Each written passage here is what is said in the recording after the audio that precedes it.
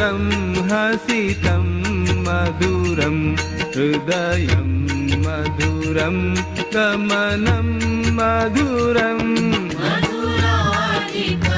मधुराधिपतेरखिलं मधुरं मधुराधिपतेरखिलं मधुरम्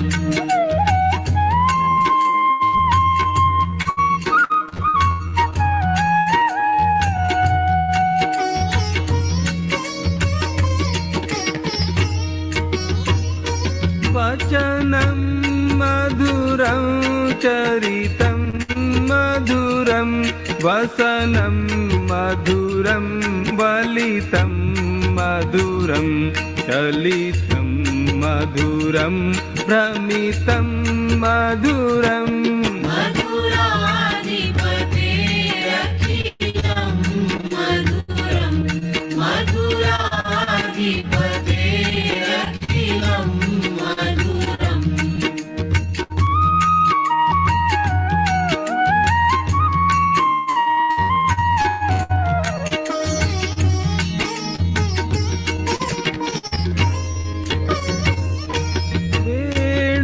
वेणुर्मधुरो रेणुर्मधुराः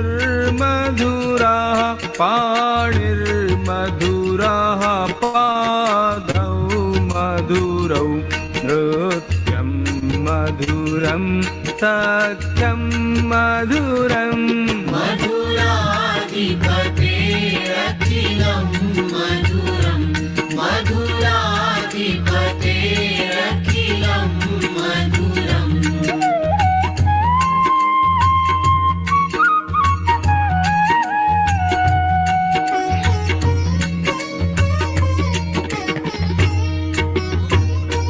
गीतं मधुरं पीतं मधुरं भुक्तं मधुरं सुप्तं मधुरं रूपं मधुरं तिलकं मधुरम् मधुराधिपतेरखिलं मधुरं मधुराधिपतेरखिलं मधुरम्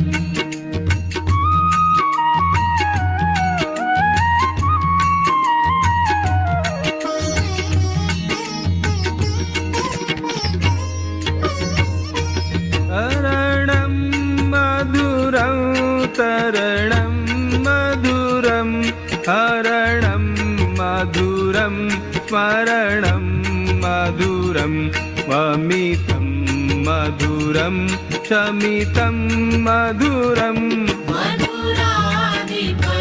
मधुराधिपतेरखिलं मधुरं मधुराधिपतेरखिलं मधुरम्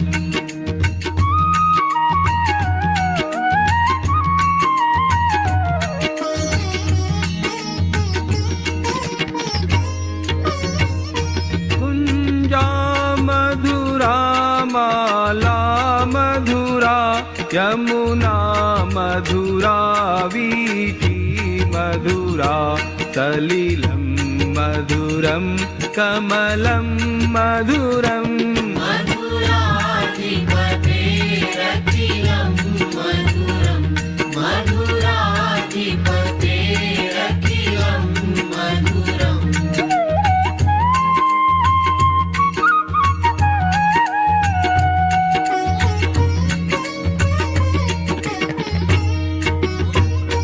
गोपी मधुरा लीला मधुरा युक्तं मधुरं मुक्तं मधुरं दृष्टं मधुरं शिष्टं मधुरम् मधुराधिपतेरखिलं मधुरं मधुराधिपतेरखिलं मधुरम्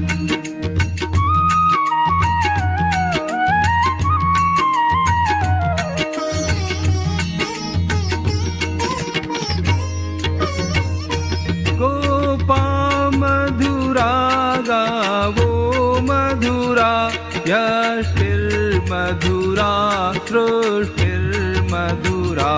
दलितं मधुरं फलितं मधुरम् मधुराधिपतेरखिलं मधुरं मधुराधिपतेरखिलं मधुरं मधुराधिपतेरखिलं मधुरं मधुराधिपते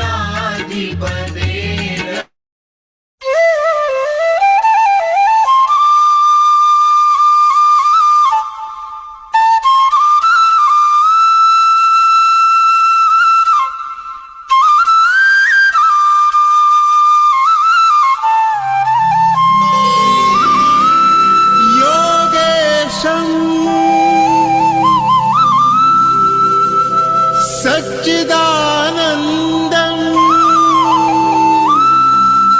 वासुदेवं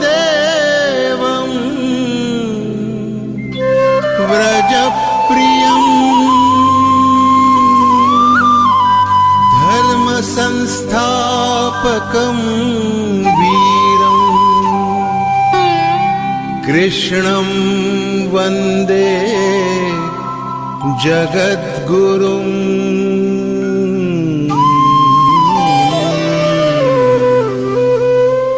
ईश्वर भक्ति भाव से बहती संस्कारों की धारा, भारत माँ की सेवा में गीता परिवार हमारा, गीता परिवार हमारा। ईश्वर भक्ति भाव से बहती संस्कारों की धारा, भारत माँ की सेवा में गीता परिवार हमारा, गीता परिवार हमारा। जय भारत माँ, जय गीता माँ, जय भारत माँ, जय गीता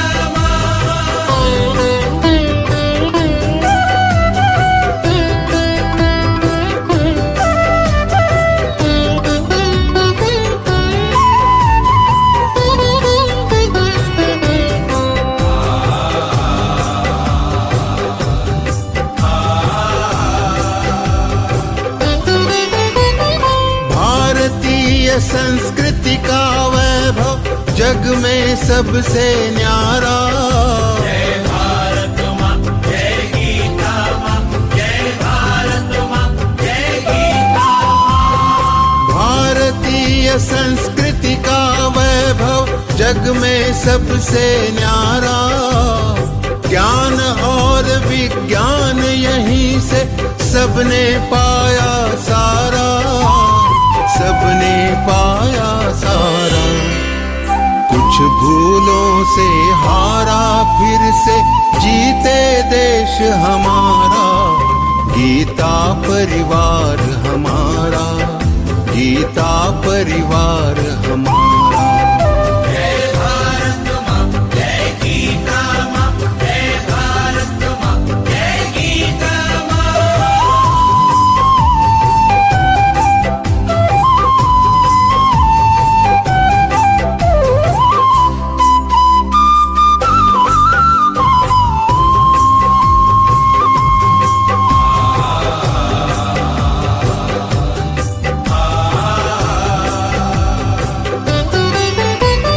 त्यागशील सेवा व्रतधारी युवा जगे पुरुषार्थी। जय भारत माँ, जय गीता माँ, जय भारत माँ, जय गीता माँ। त्यागशील सेवा व्रतधारी युवा जगे पुरुषार्थी। वैज्ञानिकता विनय सभ्यता स्वभाव हो निस्वार्थी, स्वभाव हो निस्वार्थी। देशभक्ति में तेजस्वी हो फिर समाज यह सारा, गीता परिवार हमारा, गीता परिवार हमारा। जय भारत माँ, जय गीता माँ, जय भारत माँ, जय गीता माँ।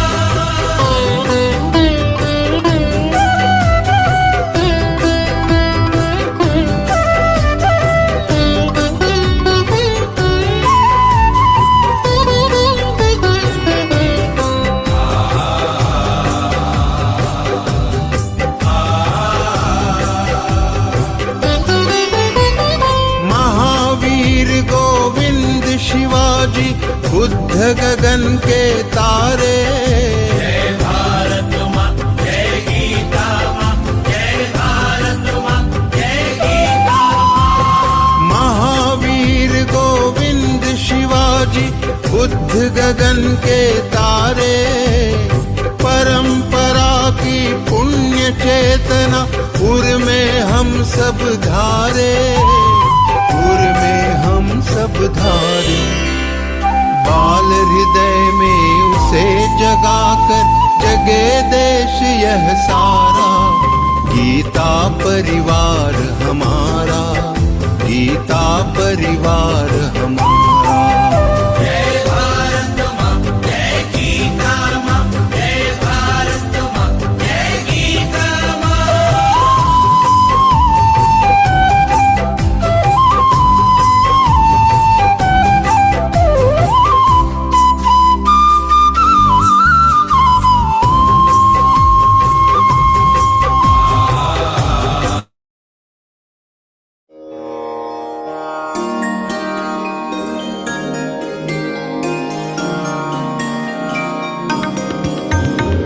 सद्गुणों की साधना में ध्येय ज्योति नित जले। सद्गुणों की साधना में ध्येय ज्योति नित जले। संग्राममय जीवन धरा पर विजय रथ ले हम चले। सद्गुणों की साधना में ध्येय ज्योति नित जले।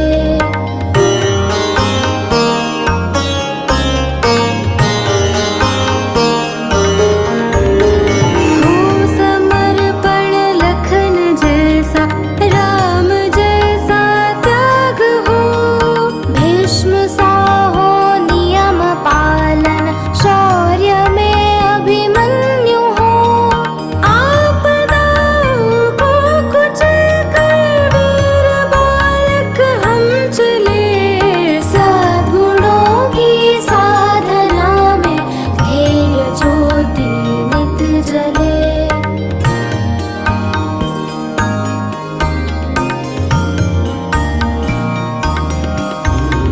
बुद्ध जैसे कारुणिक हो, धीर हम महावीर से।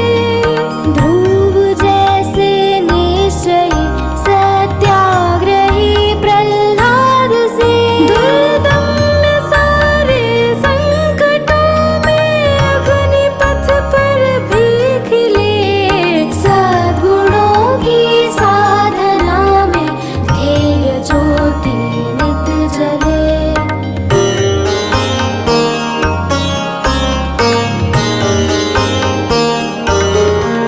हनुमान से सेवाव्रती, जिज्ञासु हो नचिकेत से।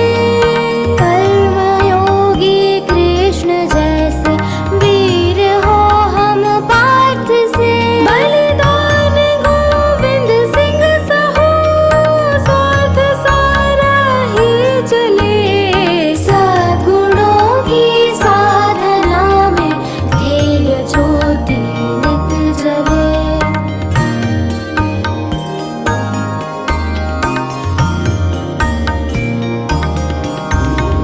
देशभक्ति हो शिवासम, प्रेम हो गौरांग सा। स्वाभिमान प्रताप सा हो, तेज झांसी वाली सा। जलती शहीदों की चिता से, हृदय में अंगार ले। सद्गुणों की साधना में ध्येय ज्योति।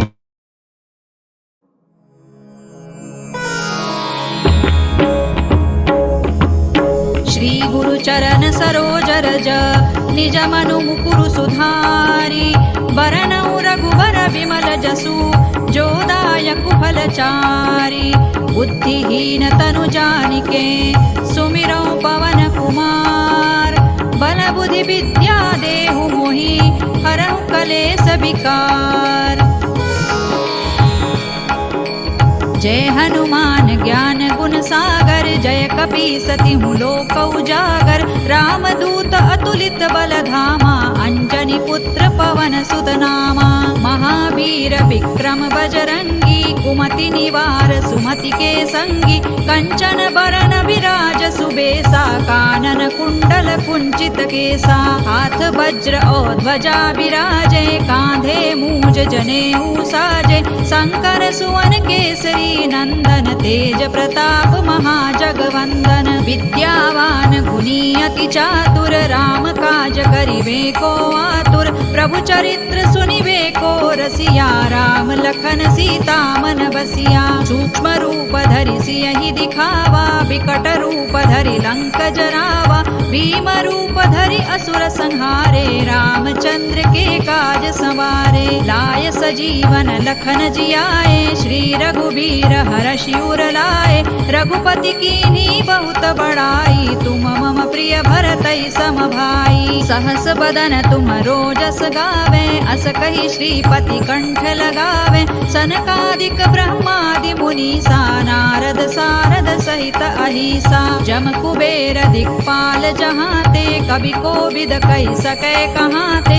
तुम उपकार सुग्रीवहि कीन्हा, राम मिलाय राजपद दीन्हा। तुम्हरो मंत्र विभीषण माना, लंकेश्वर भय सब जग जाना। जुग सहस्र जो जन पर भानु, लील्योताहि मधुर फल जानू। प्रभु मुद्रिका मेलि मुख माहि, जलधि लांघि गए अचरज नाही। दुर्गम काज जगत के जेते, सुगम अनुग्रह तुम्हरे तेते। राम दुआरे तुम रखवारे, होतन आज्ञा बिनु पैसारे। सब सुख लहै तुम्हारी सरना, तुम रक्षक काहू को डरना। आपन तेज सम्हारो आपे, तीनों लोक हांकते कांपे। भूत पिशाच निकट नहीं आवे, महावीर जब नाम सुनावे। नासै रोग हरै सब पीरा, जपत निरंतर हनुमत बीरा। संकट ते हनुमान छुड़ावे, मन क्रम वचन ध्यान जो लावे। सब पर राम तपस्वी राजा, तिनके काज सकल तुम साजा। और मनोरथ जो कोई लावे, सोई अमित जीवन फल पावे। चारों जुग परताप तुम्हारा, है प्रसिद्ध जगत उजियारा। साधु संत के तुम रखवारे, असुर निकंदन राम दुलारे। अष्ट सिद्धि नौ निधि के दाता, असवर दीन जानकी माता। राम रसायन तुम्हारे पासा, सदा रहो रघुपति के दासा। तुम्हारे भजन राम को पावे, जन्म जन्म के दुख बिसरावे। अंत काल रघुबर पुर जाई, जहाँ जन्म हरि भक्त कहाई। और देवता चित्तन धरई, हनुमत से सर्व सुख करई। संकट कटे मिटे सब पीरा, जो सुमिरे हनुमत बलबीरा। जय जय जय हनुमान गोसाई, कृपा करहु गुरुदेव की नाई। जो सत बार पाठ कर कोई, छूट ही बंदी महासुख होई। जो यह पढ़े हनुमान चालीसा, होय सिद्धि साखी गौरीसा। तुलसीदास सदा हरि चेरा, कीजय नाथ हृदय महडेरा। पवन तनय संकट हरन, मंगल मूर्ति रूप। राम लखन सीता सहित, हृदय बसहु सुर भूप। सियावर रामचंद्र की जय, पवन सुत हनुमान की जय। उमापति महादेव की जय।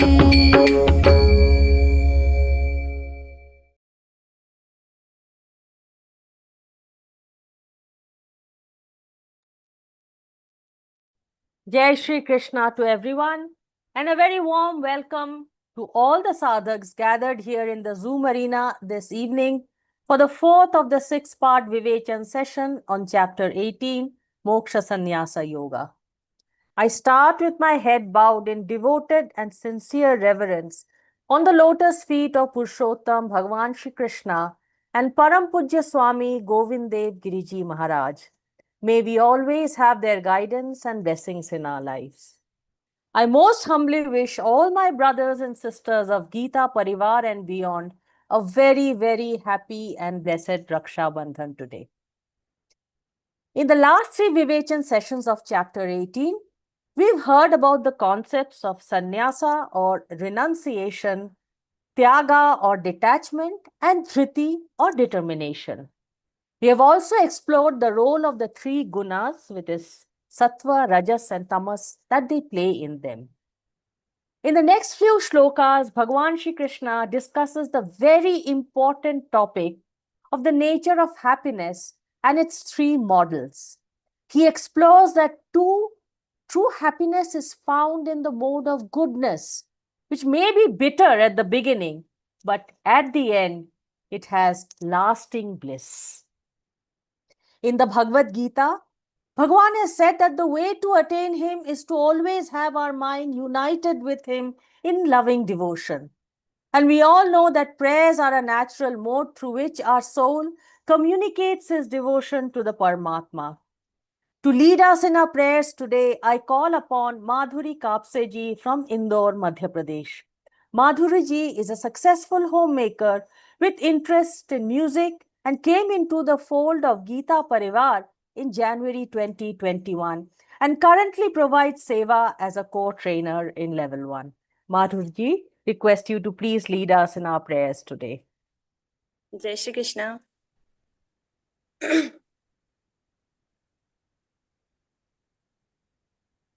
Shall I start? Yes, Didi, please. वसुदेवसुतं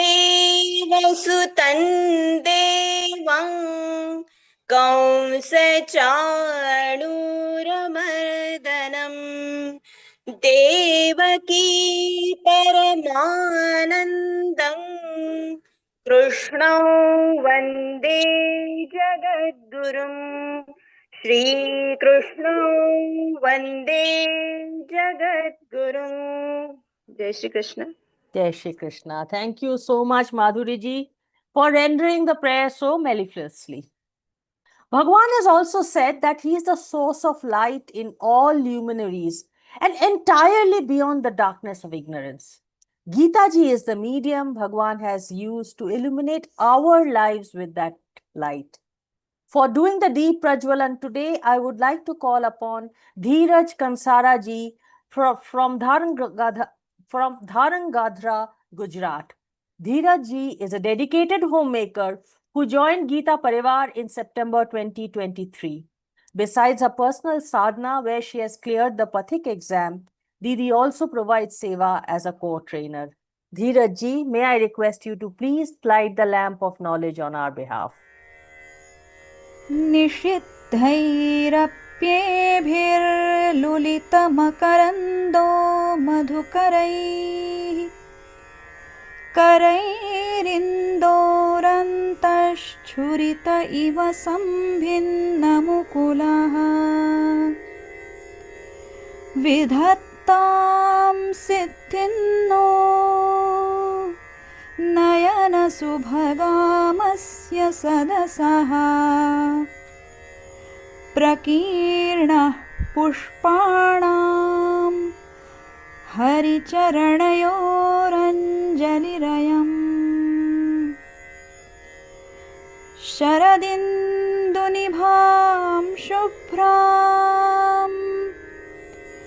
शुभ्रवस्त्रैरलङ्कृतां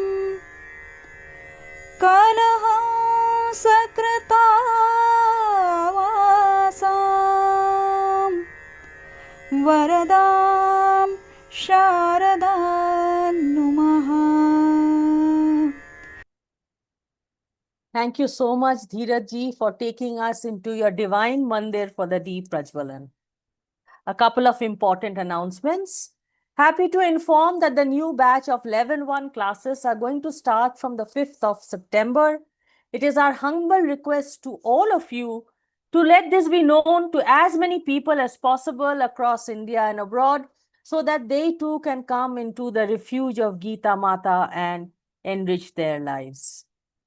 We have the Ao Geeta Sevi Bane program in Telugu, Kannada and Bengali tomorrow. That is Sunday, the 10th of August at 8:30 p.m. Do try to attend the session if you are comfortable in these languages, so that you too can give your selfless seva to Bhagavan through the various activities that will be described in the sessions. A reminder that this is the last week of celebrations of Learngeeta's 5-year completion festival. Let us all enthusiastically participate and make others participate in this event. And now, I'm profoundly delighted to welcome our beloved Vivechak for the evening, respected senior trainer Shraddha Raodeo ji. I'm truly honored to have this opportunity to introduce such an accomplished and gracious individual who personifies the values of Geeta Pariwar. Shraddha ji, a disciple of Param Pujya Swami Govind Dev Giri ji Maharaj, epitomizes deep commitment to Geeta Parivar's mission. She has been blessed by Param Pujya Swami ji with the title of President of Geeta Parivar, Hyderabad. Associated with Geeta Parivar's online Geeta classes since its second batch in August 2020, she was also the trainer of the first ever jail class at Learngeeta, where inmates under her guidance memorized 12 chapters and cleared the Pathik exam. She laid the foundation of the monitoring team at Learngeeta and led it for 2.5 years. In addition to serving as a Vivechak and conducting weekly interpretation, Shraddha ji offers her seva in various other departments like training, examination, academic literature at Learngeeta. She has been conducting Śrīmad-Bhagavadgītā classes at her residence in Hyderabad and works for Bal Sanskar, imparting Hindu scriptural knowledge and patriotic values to children for over a decade. At a professional level, Shraddha ji holds a B in Electronics and Postgraduate Diploma in IT Systems and Management, and in the past had worked as a mobile application developer and team lead for 13 plus years in the corporate sector. I now humbly request Shraddha ji to illuminate our minds with the wonderful teachings of Bhagavad Gita. Shraddha Didi.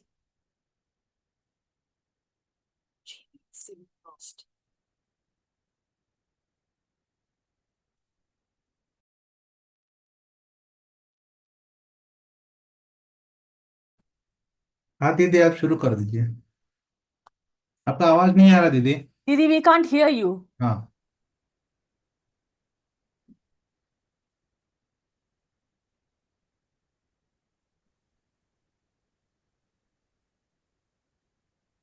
One second, let me just. You're फिर audible तो now. पढ़ाइए Didi. दीदी। Is it? Am I audible now? Yes, हाँ, Didi, it is you okay. are. Okay or okay or audible? Very audible, Didi. Very audible. Okay. Great. Thank you so much, everyone, for the confirmation. Let's begin with a prarthana. Welcome, a very warm welcome to the session, all of you. Let us begin with a prarthana. Hari Om. Guru Brahma, Guru Vishnu, Gurudevo Maheshwaraha, Guru Sakshat Parabrahma, Tasmai Shri Gurave Namaha. Krishnaya Vasudevaya, Haraye Paramatmane, Pranatah Kleshanashaya, Govindaya Namo Namaha. Om Parthaya Pratibodhitam Bhagavata Narayanena Swayam Vyasena Gratitam Purana Munina Madhye Mahabharatam Advaitamritavarshiniം Bhagavatim Ashtadashaധ്യായിനീം Amba Tvamanusandathami Bhagavad-Gīte Bhavatveshinim. Om Shri Gurave Namaha. Om Shri Krishnaya Namaha. A very warm welcome to the session, all of you. We are in the middle of a very beautiful chapter, and before we begin, I would like to wish all of you a very auspicious, a very Shubha Raksha Bandhan. It is a beautiful day, and it is not just Raksha Bandhan today, it is also the Sanskrit Divas. Sanskrit Divas is celebrated on every Narari Purnima, and I take a lot of pride in in being a Bharatiya who have inherited this culture of Sanskrit. Sanskrit is not just a language; it is a Sanskriti in itself. It is an entire way of living. It is a treasure of knowledge, as you all can see. What we have been exploring from past 1 year, you all are in level 4, and what you have been experiencing in past 1 year is just a very small fraction of the beautiful, one small fraction of the immense knowledge that Sanskrit language has kept in her garbha, kept in herself. It is hidden in the treasures that are hidden within her are immense, and not only in the spiritual domain, but in the domain of science, arts, everything. Talk about it, drama and whatnot. So it is a very beautiful language. It's a very beautiful culture. It is an entire way of living in itself. And we all as Bharatiya, we all as sadhaks of Śrīmad-Bhagavadgītā should take immense pride in being a part of this Bharatiyata and getting an exposure, coming in contact with this Sanskrit, great mighty Sanskrit language. So wishing you all a very enriching, a very beautiful Shubha Sanskrit Divas also. And on that note, let us start with something that is going to be very, very beautiful. See, we are celebrating a very important festival today. Festival gives us what? Immense happiness, isn't it? Especially this Raksha Bandhan. It is one festival that not only brings memories from childhood. We not only cherish this Raksha Bandhan in the state that we are on, but right from the childhood till everything, every moment just flies back on every Raksha Bandhan, and we all celebrate it with so much happiness. Every festival that we all are associated with, every festival. India is a land of festivals, and every other day is some or the other festival. We all take a lot of pride in that, and every festival brings what? Happiness. This entire culture of happiness is something that we all cherish. And today we are going to start our discussion in Bhagavad Gita also from the topic of happiness. What a coincidence to start this topic of happiness on the festive occasion of Raksha Bandhan. So let us begin with what we are going to discuss today. Today we are going to start from the 36th slok, where Shri Krishna explains about something that we strive for the most, and something that we strive the most for is the happiness in our lives. So Shri Krishna, till now we have seen Shri Krishna has told us about different things: three types of buddhi, three types of dhriti, three types of karma, three types of karta. All these things have accumulated into something, but this entire act of doing something is to achieve something in life. And there is one thing: if you ask anybody, you want to get married, there would be some people who would say, no, no, we don't want to get married. Therefore, if you ask some people, do you need wealth, there would be some people who would say that, okay, we don't want money also, we are just happy to getting what we want. But you ask this to anyone, do you want happiness in your life? Sukh chahte ho? Hmm? So everybody is going to, there is nobody who will say, no, I don't want happiness. Even the great saints, they have the great saints that they have existed on this earth. Even to them, if you ask what is it, they have taken, some have taken sannyas, some have pursued this way of bhakti. In what? In the pursuit of happiness. There is immense happiness on this path of devotion. There is immense happiness in the path of karma yoga. There is immense happiness in the path of Jnana Yoga. There is immense happiness in the entire world, and the definition of happiness plays an important picture in understanding what is it that we are exactly trying to achieve. And from that note, Sri Krishna talks about the topic of happiness. See, Sri Krishna has not just given a simple lecture upon things that matter.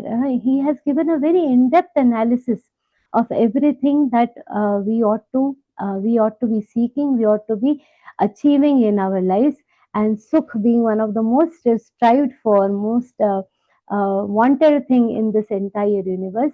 Sri Krishna is giving an in-depth analysis of what are the types of sukha that we see around us. We'll start from the 36th slok today. Sukhan Vedani त्रिविधम् शृणु मे भरतर्षभ अभ्यासाद् रमते यत्र दुःखान्तम् च निगच्छति. Here, when Shri Krishna is talking about happiness, first we will take a moment to understand what is exactly happiness. This shlok not only talks about the fact that he is going to explain about the three types of sukha, but here we will also see that Shri Krishna is explaining what is the actual definition of sukha. Hmm? The important thing that he has mentioned is Sukhan Pradhanim Trividan. Sukh is also very much, see whether you experience it and whatever we feel about it. We cannot deny the fact that Sukh is also a fruit of all our actions. And it is one of the fruits that we achieve as a part of our action. And it also belongs to a part of the Prakriti. It definitely belongs to this Prakriti. And just like the all other things associated with this Prakriti fall in the three categories of Sattvic, Rajasic, and Tamasic. The Sukh itself is no exception. Sukh also falls into these three categories. So what Shri Krishna says here, Sukhan Tridanim Trividham. Sukh is also of three types. Shrudame Bharatarshava. So when he's telling to Bharatarshava, that is Arjun, it also means to us. What is Sukha? Abhyasad Ramate Yatra. What is the definition of Sukh? It comes over here. Abhyasad Ramate. Now, just for some time back I told you that there is lot of Sukh in Bhakti Yoga. At the same time, I also mentioned there is lot of Sukh in Karma Yoga. Now, why is it that we are having so many different ways? Many people put this question that why are we having so many gods in our scriptures? Why is it that we have so many different types of people to worship, gods to worship? Why is it so? The answer is very simple, because with the place where I will find solace, it is not necessary that you will find solace. There are pujaris of Shiv Bhagwan who are always doing the jab Om Namah Shivaya, practicing yoga. But as against that, you will see our Vitthal Bhaktas. They are always, in Ramakrishna Hari, they will enjoy the Vari, they will enjoy singing, they will enjoy singing the Abhanga. So their category is totally different. The kind of things that they would like to engage in is different. The kind of things Shiv Bhakts like to do is different. Then there are sadhaks like us who like to chant Bhagavad Gita. Everybody's interest is different. Everybody finds their solace in a different thing. The definition of sukha, the definition of happiness, changes from a person to person. Hmm. And it also doesn't remain constant. Now the weather is slightly cold. It is raining in most parts of the country, and the weather is slightly cold. In such a case, if somebody gives you a shawl or a blanket while sleeping, it feels happy. But comes if in the month of March and April, if people come and say, "Oh, you were so happy when I put a blanket on you in the month of October, November, December, you were so happy, you were thanking me. Let me put a blanket on you in the month of May also when it is extremely hot." What will you say? "Bhai, nahi, not anymore." Isn't it the definition of happiness? What is making you happy? It changes. Now, some people love to sit in extremely cold environment, AC temperature, they'll keep 18 degrees, 19 degrees like that, exam 16 degrees. Some people just can't tolerate AC at all. Because they are not used to it. It is a matter of habit. So, abhyasad ramate. What is it that you are used to? Abhyasad, owing to your practice. Ramate, who get engaged and enjoy that. Abhyasad ramate yatra dukkhanta nigatyati. Because of their habit, because of their practice practice of that particular thing, the pain itself ends there. The pain ends, and that becomes happiness for them. Now, as per our shastras, as per our scriptures, there is a very beautiful definition of sukha. Because I told you, see, it is changing. Hmm. It changes, and because of our habits, we enjoy it or we don't enjoy it. That becomes sukha. There is a very beautiful definition of sukha. It is, as per our scriptures, sukha is described as anukula vedaniyam sukham. Anukula vedaniyam. Anything that is anukul means what? Favorable to us. In winters, the blankets are favorable. The same blankets become unfavorable, they become dukkha in the summer season. So at a time, whatever is favorable for us, that becomes sukha. Anukula vedaniyam sukham. As a small child, we all enjoy the toys, isn't it? Like when a small child is given that car, they will enjoy. But same as the child grows up, comes in the adulthood, that car, if the presence of the car in the house also, we will not notice. Why? Because now, no, now, no, it is of no use anymore. It is not anukula. It is not a favorable item for me. It is of no interest to me. Abhyasat viramate yatra. So anukula vedaniyam sukham.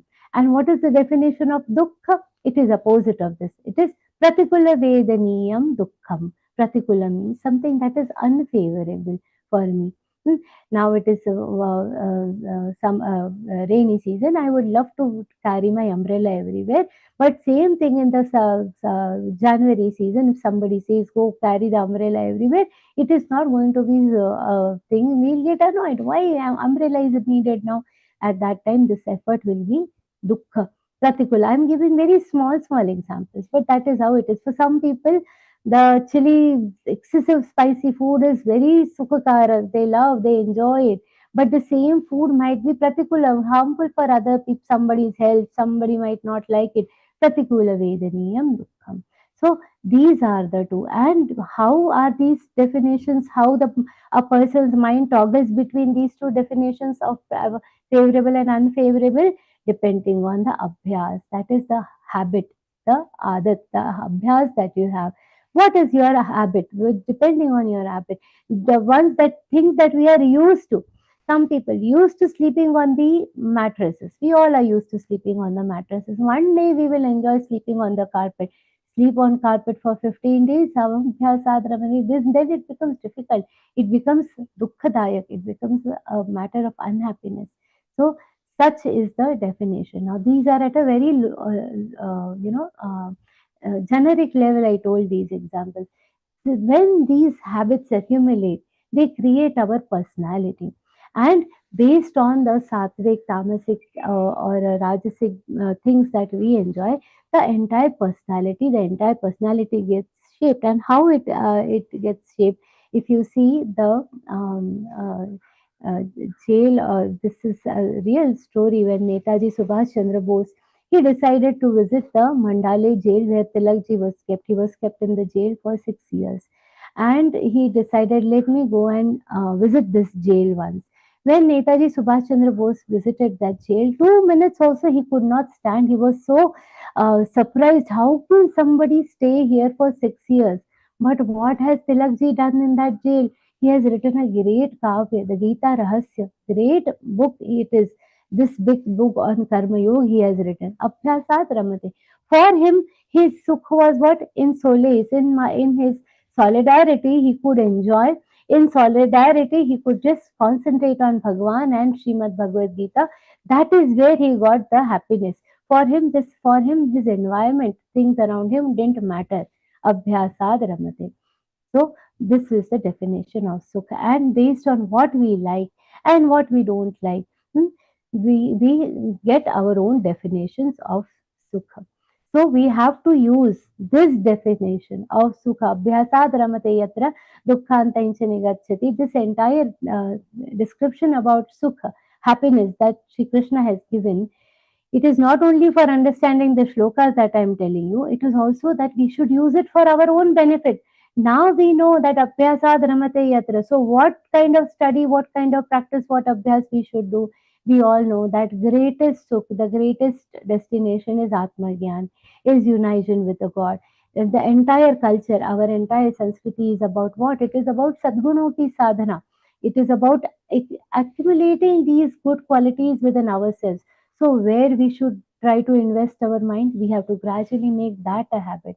And then that will become Sukhamay. There are some people who tell me that I don't know how you are saying this Bhagavad Gita whole day. How can you keep reading all these books whole day? There are some of my people who question what is it that is, they थोड़े देर बाद bore हो जाते हैं. After a certain time, There is one peculiar case. She told me up till 11 o'clock in the morning I can listen to all the shlokas, sutras. After that, though, I want to listen to old melodies and then I cannot listen. Why? Abhyasadramati. Because that is the way we have programmed our mind. But she also wants to learn Bhagavad Gita. She says, no, I also want to learn. I also want to do this. When we know where we have to reach, then we have to try to develop our habit in such a way that that becomes a matter of happiness for us. That becomes a matter of study to us. And when we want to say that we want to inculcate a particular habit, what we have to do, convert that thing into what anukula vedaniyam, that we start enjoying it. Once we develop that kind of habit, once it becomes a matter of happiness for us, then we are not going to get separated from it. Keeping this definition in mind, we will see what are the three different types of sukh that Sri Krishna describes for us. Yattadagre vishamiva pariname vratopamam tat sukham satvikam proktam atma buddhi prasadajam. Yattadagre vishamiva pariname amritopamam. The one that at the beginning it feels like poison. Get up early in the morning. This is one habit everybody should have, as per our Vedic culture, as per our Sanskriti. Getting up early in the morning is the best thing people can do for their own health, their own spiritual, intellectual, emotional growth. We all are fairly convinced. Now, if we decide that, no, every morning, Brahma Muhurta, I want to get up, if we decide. Every day we have to get up at Brahma Muhurta and start doing dhyan.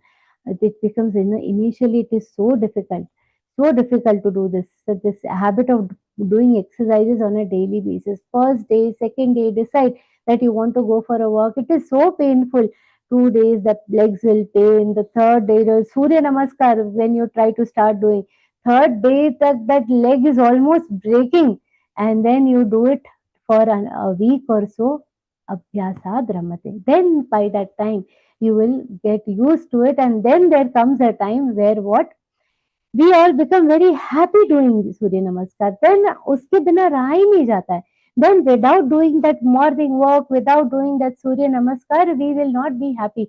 But Agre Vishameva, to begin with, it is really difficult. Pariname Amrutopamam, then when that few kgs reduce, then we feel flexible, when that mobility is there, then it feels very good. Pariname Amrutopamam. Upamam means it is like Amrit. So it just becomes like Amrit. So such a sukha, such a happiness is what? It is a sattvic sukha. And how is it? What does it give you? Atma buddhi prasadajam. The Atma buddhi. Now, for some time, we all know Atma buddhi is understanding our own self and understanding what is Atma and spiritually. For a moment, we will keep the spirituality aside and also try to understand this word Atma Buddhi Prasadajam. Atma Buddhi Prasadajam, it is a happiness of a different category. It gives immense happiness. Happiness also has different categories. It also has a hierarchy. Some are just Indriya Sukha. Indriya Sukha is what? The one that, today is Raksha Bandhan, people will eat sweets and whatnot. So if we eat the sweet, we feel very happy. Indriya Sukha. That is the happiness that we get by enjoying the different things with the help of our sense organs. Now, this for sweets, suppose I have consumed, we have got happiness. This is Indriya Sukha, the basic type of happiness this is.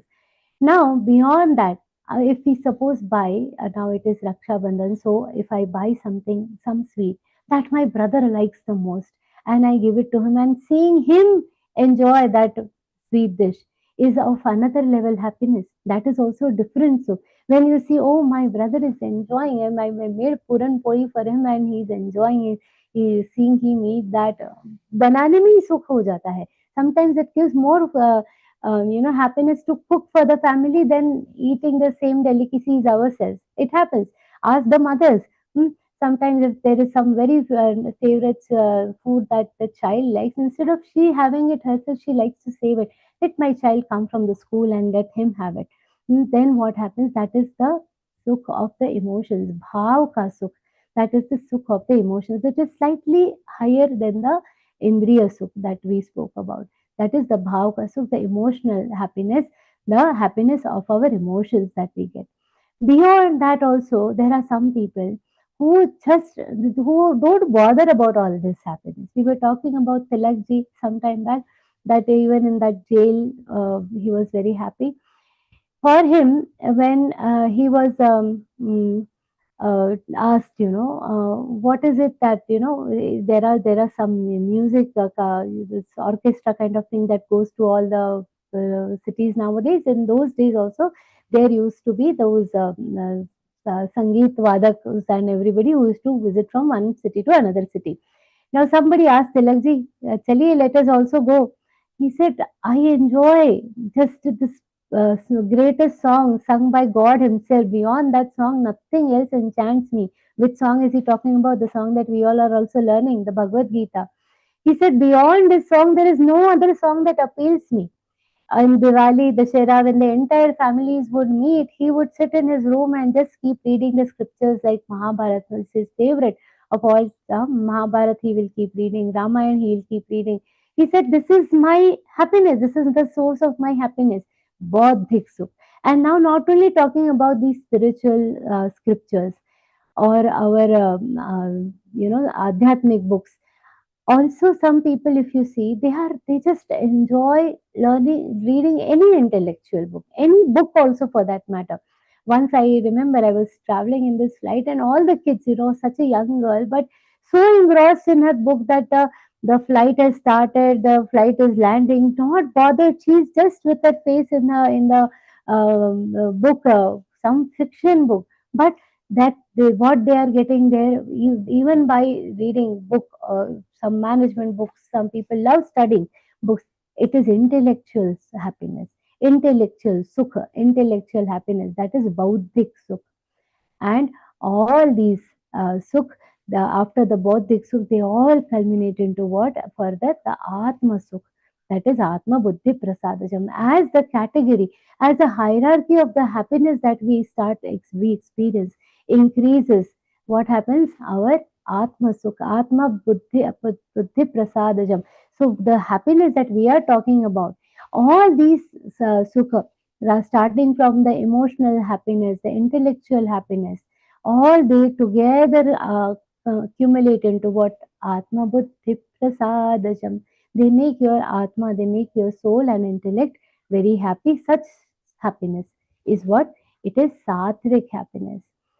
And then the normal category of the happiness. What is it?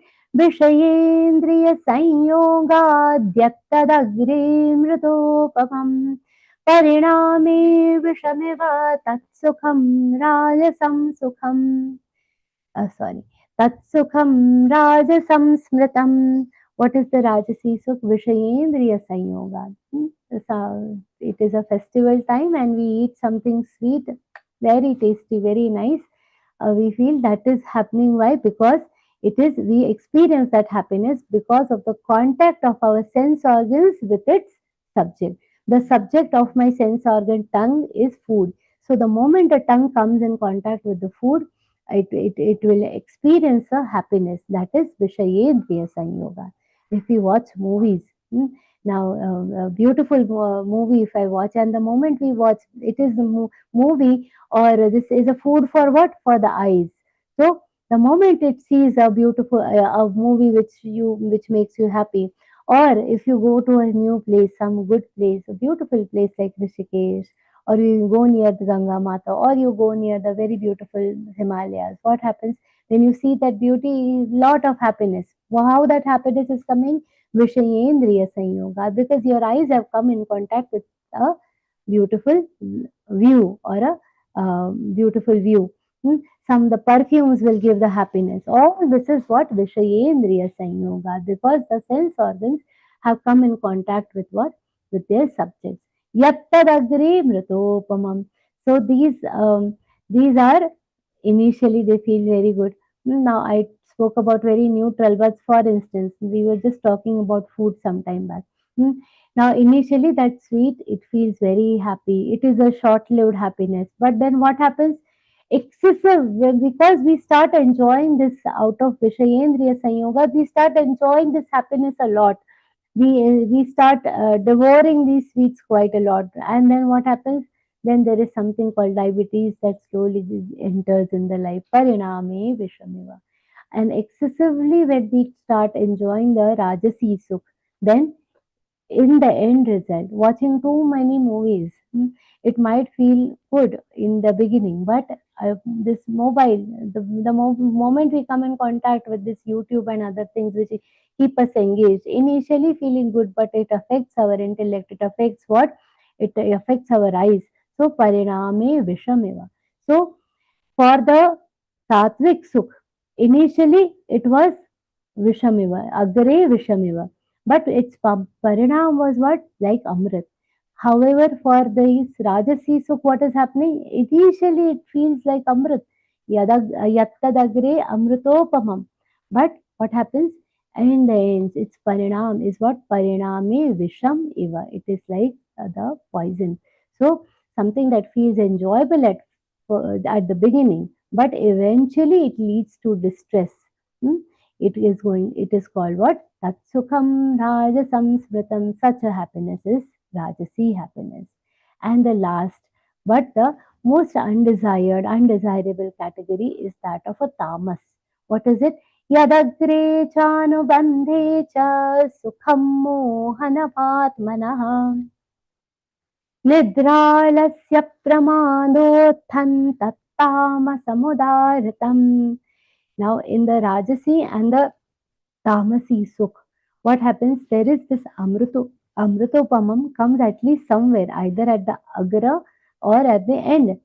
At the beginning or at the end, at one of the places at least, this Amrita is present, Amritopamam. But you look at the Tamasi Sukh, how is it? This Sukham mohanamaatmanaha nidralasya pramadottham tattama samudaritam. Did the Amrit word come anywhere in this shlok? Nowhere. So this tamas is extremely undesirable. It happens? It completely blinds your intellect. It completely clouds your intellect. Does not let you decide. It is not. It is not. It is not a happiness. It does not give any sort of happiness at any stage. And how is it originating? Out of nidra, alasya, pramada. Uttha means it is originating. Originating from what? Nidra, alasya, and pramad. Nidra is sleep. We see people now, especially nowadays, this young generation also, we see them saying things like, मस्त सो लिया हमने, nicely we were sleeping. Where is it leading us? A complete state of inaction gives happiness to tamasi people. So a complete lack of inactivity, excessive nidra, excessive sleep. See, sleep is extremely important for the body. Absolutely, there are no doubts about it. In the 6th chapter, we have heard a very important word, yukta. युक्ताहार विहारस्य युक्तस्वप्नावबोधस्य. We should have adequate sleep. This today being Sanskrit day, I would also like to bring your attention to some very beautiful words of Sanskrit. Yukta is one of those important words of Sanskrit which is which cannot be adequately translated also in English. And how beautifully it tells. If we go to any dietitian, they will say so many calories, so many grams of protein, so many this. But this entire definition changes for everything. When we are talking about health in our scriptures, in Śrīmad-Bhagavadgītā especially, what Shri Krishna says, yuktahara, appropriate. Now this definition of appropriate is going to change from a person to person. It is different for me, that of a level of appropriation, different for my children, different for my parents.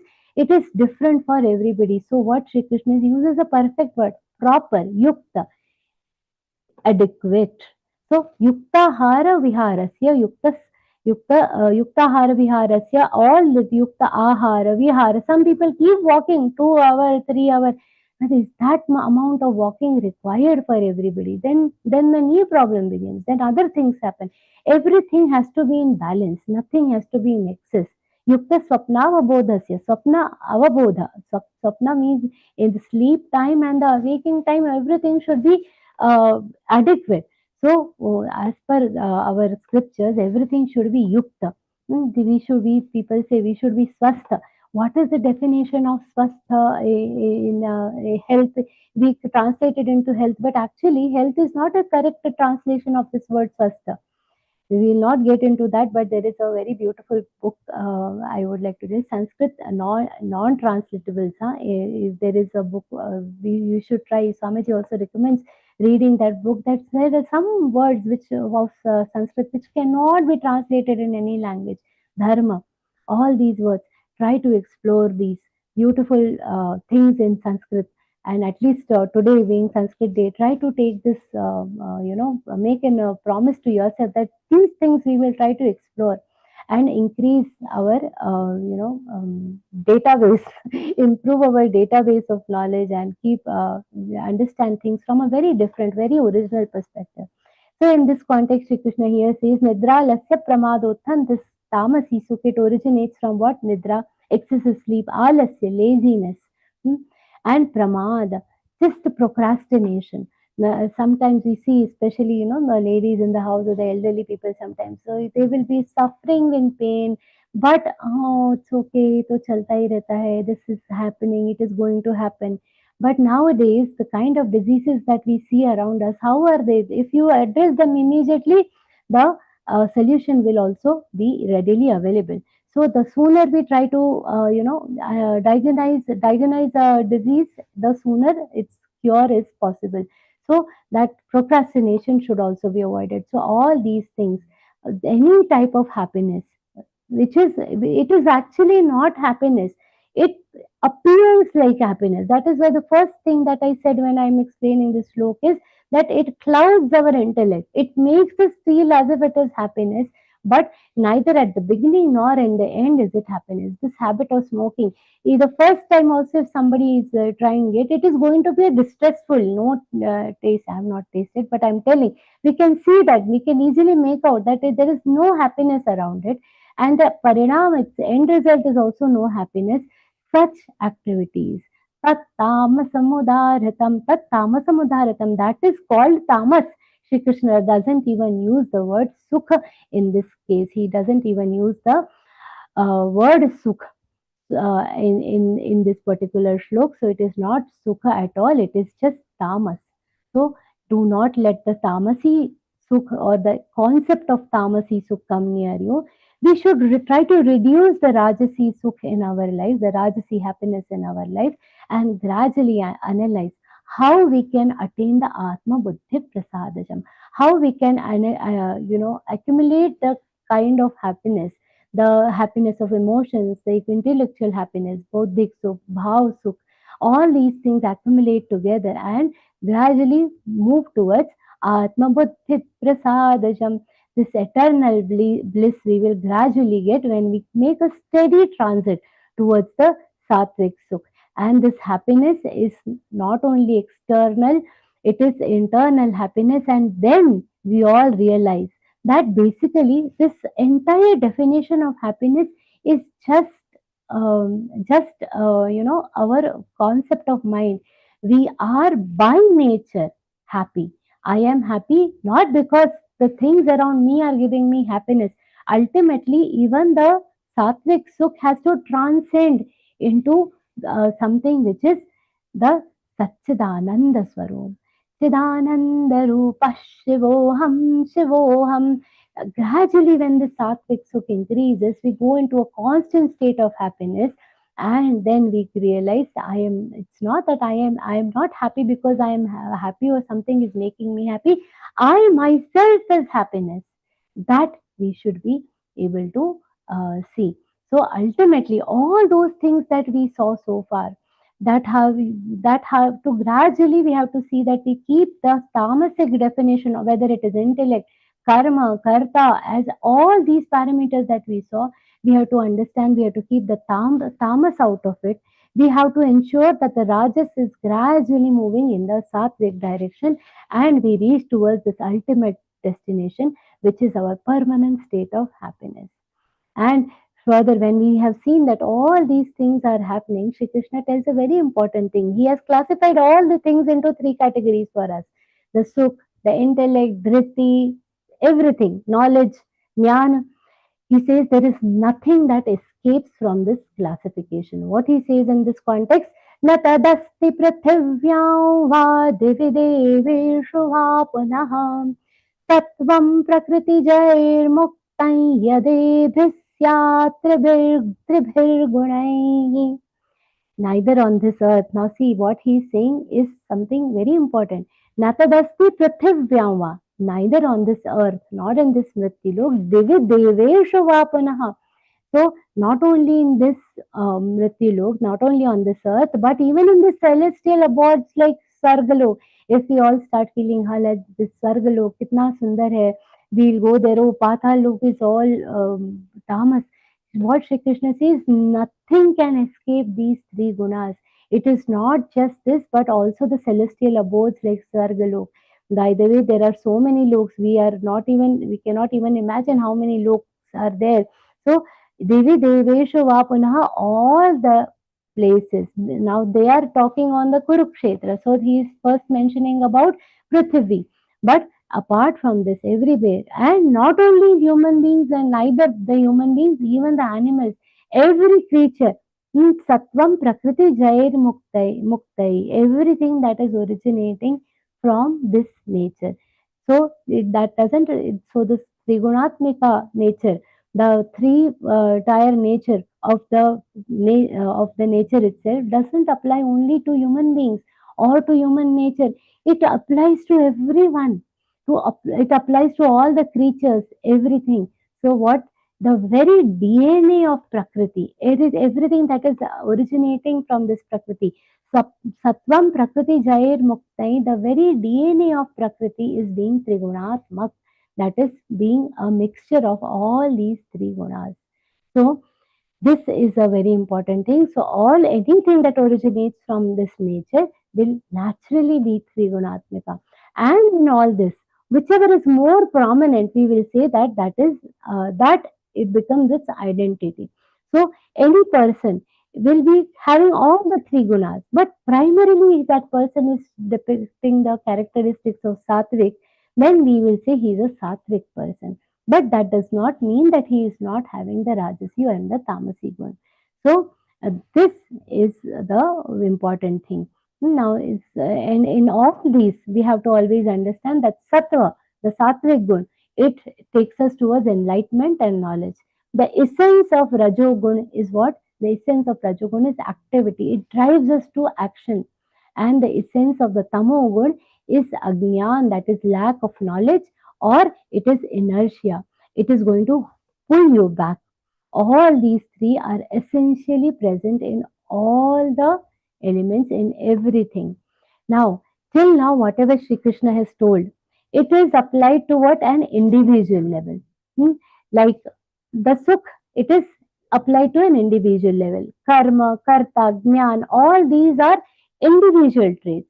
These are applicable to every person, every creature individually. Now, when these traits are cumulated, because we don't exist singularly everywhere.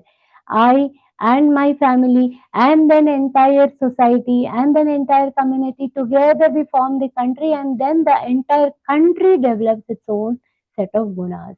So from an individual level, now Shri Krishna drives the conversation towards a social term.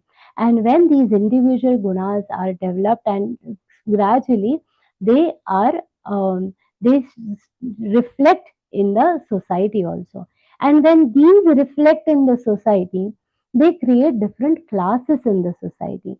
And we have seen Shri Krishna has said in the 4th chapter, Chaturvaranyam Maya Srishtam Guna Karma Vibhagasha. So what he has said is, as these gunas accumulate in the society, gradually based on these gunas, what happens? He has given the four categories of the so he has divided the entire society into the four categories.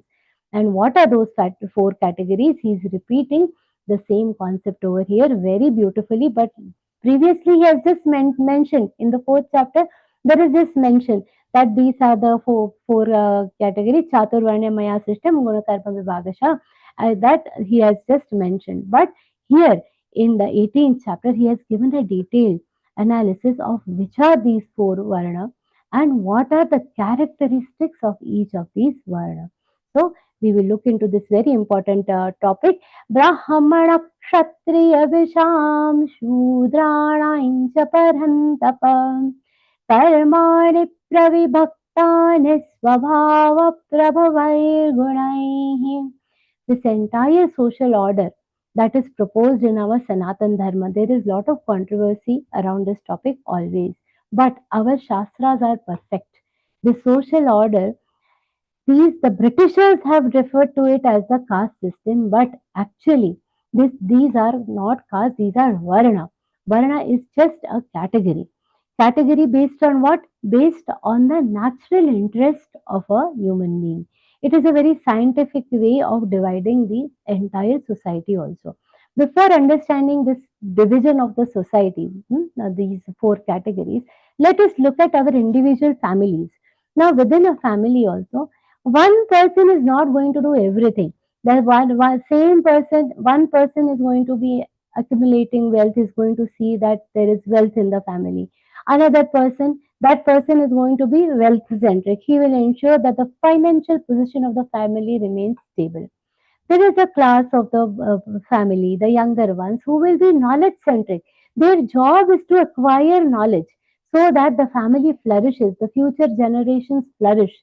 There will be the elders in the family who will also do this knowledge centric job of ensuring that the younger generation gets the proper sanskar, gets the proper values, so that the family flourishes. So there will be these some group of people in the within the family who will be knowledge centric, who will be focusing on gaining knowledge. There will be somebody in the family who is going to take care of all these people, cooking for the family. If somebody is falling sick, they will take care of that person. There is the mother or anybody it could be. So there is there are few people in the family who will be delegated to take care of others in the family. That they will be service centered people within the family. And so what we have seen, and there is somebody in the family who is also going to ensure that physically the family is secure. The usually, the males in the family, they'll ensure that the family is also safe and secure. When we are traveling and all, they will protect the family. So strength is centric. So within the family also, we see that the roles are divided. A class of people within the family is knowledge centric. A class is strength centric. One class is wealth centric. The last one is service centric. And when all these four work together, the family flourishes. It remains secure, it thrives and lives a very happy life. This is how the very basic mechanics of a family runs. Same applies to the society. What is society? A culmination of so many families together. So, to address this, what our Maharshis have done, Maharshis ensured that just as for a family or for any organization, these four pillars that I told you, it does not just apply to a family, it also applies to an organization. Any organization, any company. Today, if I start a business and we decide that, okay, we want our business to flourish, what we will do? We will first have one HR department. HR department for what? To ensure that the everybody in the family is ensure that my employees are happy, taken care of. That becomes service centric. There will be a finance department which will be wealth centric. There is a thing that will ensure the security of the office. That will be security. There will be network security. There will be security, physical security of the office, strength centric department. And there will be a department within the office which will do what? It will ensure that the research part is going on. So they will be doing the market research, they will be doing some other kind of the research for the organization. They will be knowledge centric. So see how these divisions are very, very logical divisions, whether it comes to your family, whether it comes to an organization or to any other thing. We have these four things. Within Learngeeta also we have all these four types of departments. So, using the same analogy, which is also a very scientific way of dividing the society, our Maharshis divided this entire society into four categories: the Brahmins, who became the knowledge centric category, the Vaishyas, who became what? The business centric or the wealth centric part of the society, the Kshatriya, they focused on giving the strength, security to the society, and the Shudra. Now, this word is very important. The word is Shudra, but what? Because of lack of knowledge of Sanskrit again, many people started saying, assuming this word to be Kshudra, the one which we have in the second chapter, where Sri Krishna says, Kshudram Hridaya Daurbalyam, it is inferior. That word is Kshudra with a Kshatriya Ksha with a small umatra. But the caste that people say that they are Shudra, it is not that Kshudra word. It is Shudra, Shaljam Sha with a Dirgha umatra. These two words are different. Anybody who has created this confusion is also because of the lack of the knowledge of Sanskrit.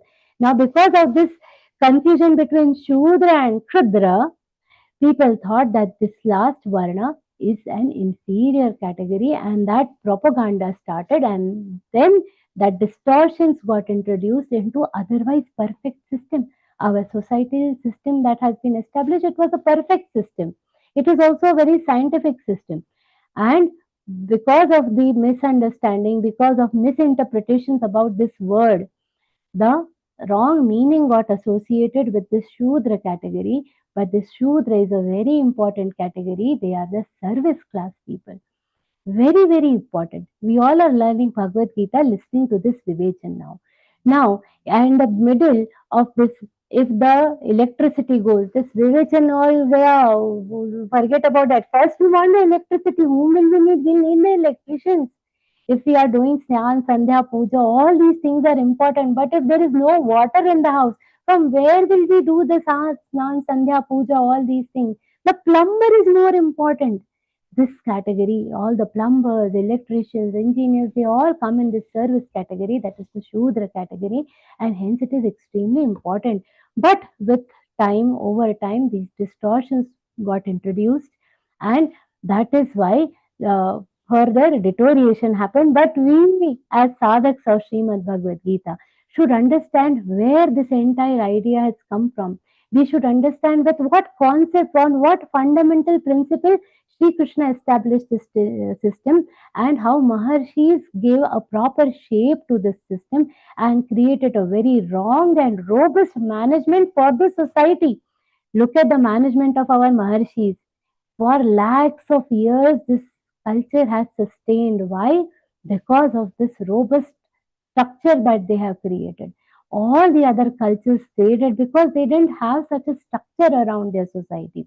We had this kind of structure, and hence for lakhs of years, for many yugas, our culture has managed to survive, because these are the management principles on which the Maharshis have based our system on. And now look at the dangers today. As this caste system is collapsing, as this Varna system is collapsing, what will happen to the society? What is happening to the society? We are seeing in front of our eyes. So we should have a clear understanding of this entire establishment and understand the characteristics of each one of them. We'll quickly see the important characteristics. Sri Krishna in the next 3 shlokas has explained what are the characteristics of each of these varnas. First, he mentions about the Brahma karma, Brahman's characteristics, the important characteristics of a Brahmin. Shamo namastapashauchang krantirajavabhevacha jnanau vijnanamastikyam brahma karma svabhavajam. As we discussed, there is a knowledge-centric role that the Brahmins are playing in this society. So, how is his activity? How is his karma? He is drowned in knowledge, drowned in seeking knowledge. Jnanam vijnanam astikyam.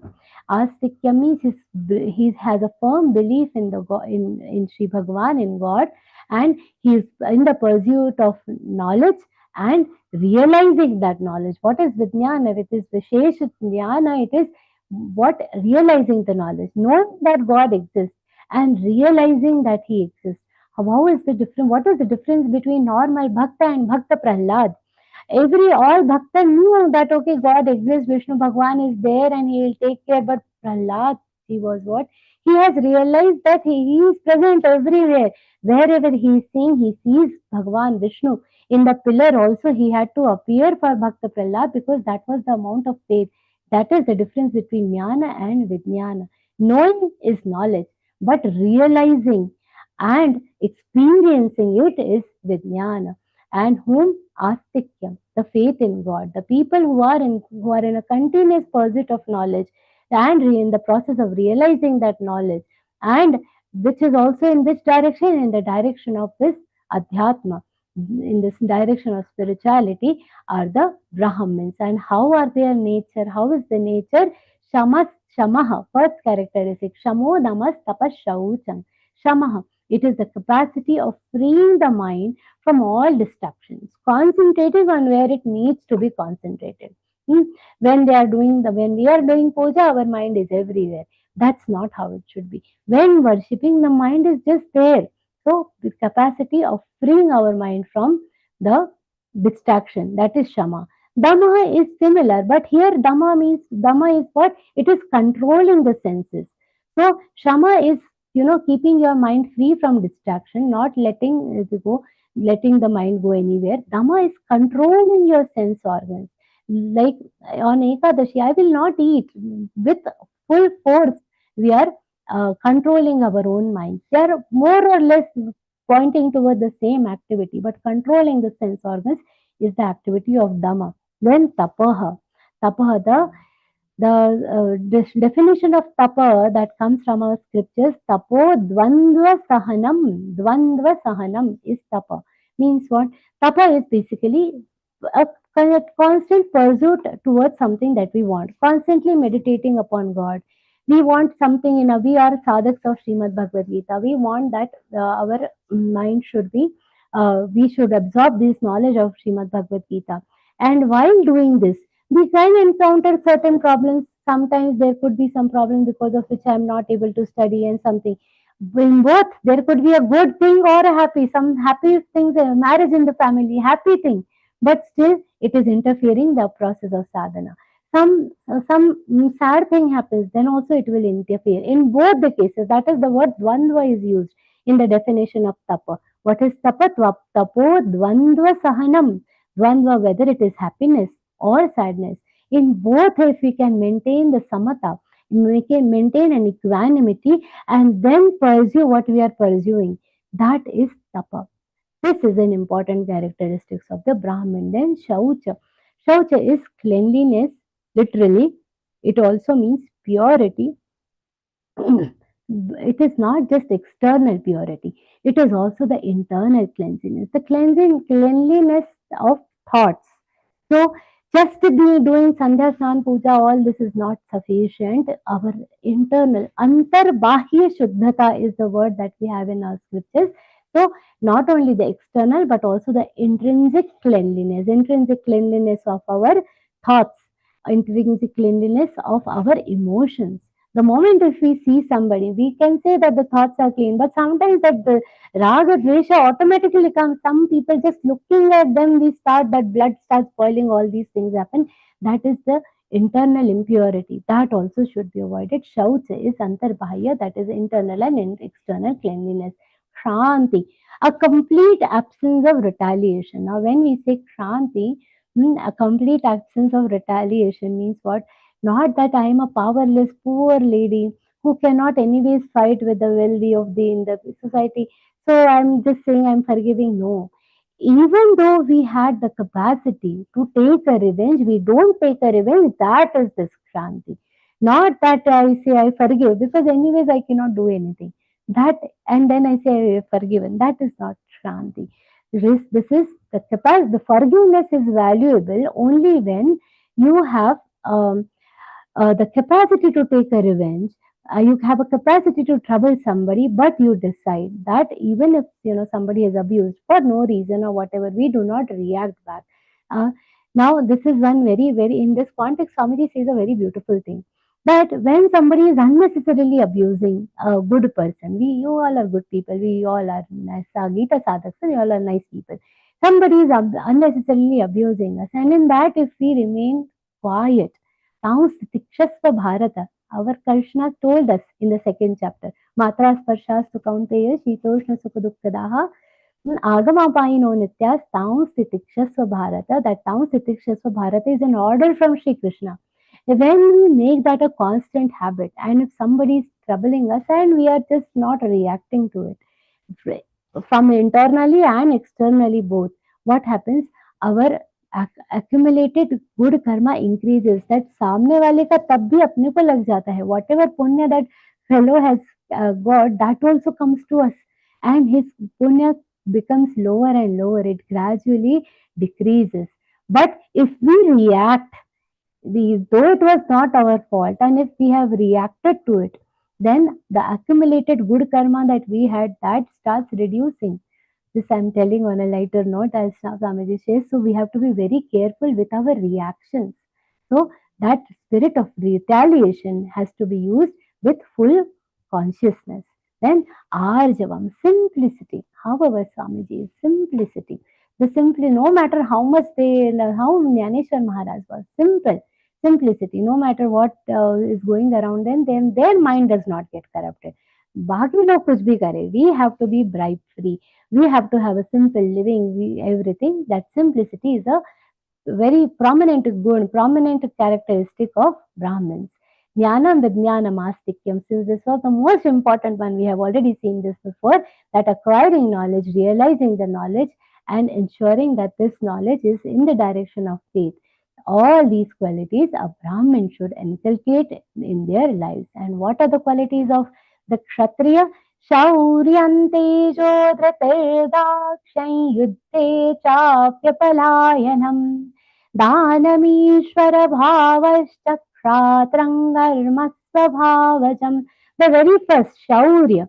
The first thing when we think about Maharana Pratap or Chhatrapati Shivaji Maharaj or Chhatrapati Sambhaji Maharaj, what comes to our mind? Fearlessness, Shaurya, fearlessness, even in the most adverse situations, standing up to the situation. And this is not only, this is a prominent characteristics of the Kshatriya right from the childhood. Shivaji Maharaj from a very small age, if you all know the story of that, how he had cut the hand of the man who was troubling a cow. He could not tolerate at a very young age. He had that thing that fearlessly he went and punished that man. Fearlessness is the most important characteristic of the Kshatriya. Then Teja. The Teja is what? Is the brilliance in a person by which even the sinners will hesitate to commit a crime in front of them. Some people have that power within them. Some people have that aura around them with which people, even if they want to commit crime, and they will be mindful, the power, the government at center is very powerful. We should avoid doing this. Then we have seen bulldozer chal jata hai. So people are what? Scared. Tej, the power by which the sinners are going to hesitate. That is a prominent characteristic of Kshatriya. Dhriti. Dhriti is the unwavering firmness with which a man will not deviate from the righteousness. Like Dhriti, you all had the Dhriti to learn Bhagavad Gita. Right at level 1, everybody decided, I'm so seeking all 18 chapters we will learn. And here we are discussing this 18th chapter. So that is Dhriti, the fortitude with which we manage to complete the different things without getting boggled by any of the difficulties that might come. That is Dhriti. Daksham, most important, cautiousness. Doing the right things at the right time. Most of the people fail. Why? Not because they didn't make the right decisions, not that they didn't have the courage to do anything, but the right decisions were not made at the right time. When the right decision is made at the right time, then it will cautiously we do our decisions. We see now how cautiously when powerful countries in the world are all attacking India, how cautiously, cautiously every step is being taken in a progressive direction. This is Daksham. Shivaji Maharaj's escape from Aurangzeb's clutches. That is a beautiful example of Daksham. How Afzal Khan was killed. A beautiful example of Dhriti. All these great stories, if we see all these characteristics, we will understand very nicely. And why we should see these stories? Because translation we can read, that will accumulate into jnana. But if we want this Gita to be assimilated in our mind, when we want it to convert into the jnana, we need the backup of all these stories of Shivaji Maharaj's life. We need this. We need to study the life story of Tilakji. We need to study all these great people to understand and get these values in our life. Yuddhe cha apalayanam. Yuddhe cha apalayan. Yuddhe cha apalayanam. Now, for a Kshatriya, winning or losing does not matter. They should not run away. Our soldiers on the borders of our country, we cannot expect them to, run away. They whatever how they look at the different slogans that they different units in our army have. Amazing. What Shri Krishna has told in the earlier chapters also. Hato va prapsyasi sarveng jitva va bhokshase mahim. Tasmad uttishta kaunteya yuddhaya krita nischayah, because it is your duty. And dana. Dana is charity. Charity to deserving people. How is the best kind of dan? Dan, the charity, we have already learnt in the 17th chapter. So when we say that danam ishvara bhavasya, dan is the characteristic of what? Of the Kshatriya. We have to understand it is the highest quality of dan that we have to try to inculcate. That is in the 17th chapter, Datavyamiti yattanam diyate nupakarine deshe kale cha patre cha tattanam satvikam sunatam. The superior quality of dan. The habit of giving should be inculcated at a very small age. Not when we were small, and even now I see people doing that. But this children, whenever the family is visiting the temples, they will say to give that donation that has to be given by the hand of the child. Not that it is just it is good that it is accumulated into punya, but that habit, the hand of the child develops an habit to give, to do charity. Otherwise, nowadays, people want to, keep everything to themselves, not sharing, all these things. Why? Because these values are coming down in the society. Now, in our olden days, I remember our parents and all other, whoever other children, in everybody's hands, they would give some little money that, when you are going to the temple, donate it. So the hand develops an habit of donation, dana. This is the important characteristic of Kshatriya. They will never take. A very beautiful story is coming to my mind, but the time is not there. If time permits, next time we'll see that these Kshatriya, they will not even drink water from without paying in some or the other way to the people who are giving. They will only be giving. That is how they are made. They are how they are brought up. Then Ishvara Bhavasya. What is Ishvara Bhava? Ishvara Bhava is not that I am God, not like that Hiranyakashipu, I am the God. Here Ishvara Bhavasya means what? Having a feeling, a deeply embedded feeling that I am the caretaker of the society, ensuring that every house Shivaji Maharaj was, that it is my duty that everybody in the society feels safe, everybody is protected. How we still, after so many yugas also, we are still saying Rama Rajya. What is Rama Rajya? Because everybody was happy. Sri Ramji took such great care, and such a thriving kingdom was there. Everybody was happy in his kingdom. So having a feeling that I am the caretaker of the society, I am responsible for the happiness of the society, that is Ishvara Bhav. All these are the characteristics of what? These are all the characteristics of the Kshatriya. Kshatrang karma svabhavajam. These are the characteristics of Kshatriya. And then for the Vaishya and Shudra, Shri Krishna has summed up in one shlok. We will see this one shlok. Please listen attentively. This one last shlok for the day. Krishi gaurakshavanajyam Vaishya karma svabhavajam परिचर्यात्मकं कर्म शूद्रस्यापि स्वभावजं. Krishi, Gauraksha, Vanijam. Three things. Krishi is what? We all know. Farming, agriculture, harvesting crops for supporting the society. Gau Raksha, Go Seva. At Geeta Pariwar also, amongst our 5 principles that we deeply follow, Go Seva happens to be one of the topmost. And again, this is a topic of in-depth contemplation, how important Go Mata is for this entire society. And how in the olden days the trade purely happened on providing necessary items, and Gomata, the cows were considered as national assets.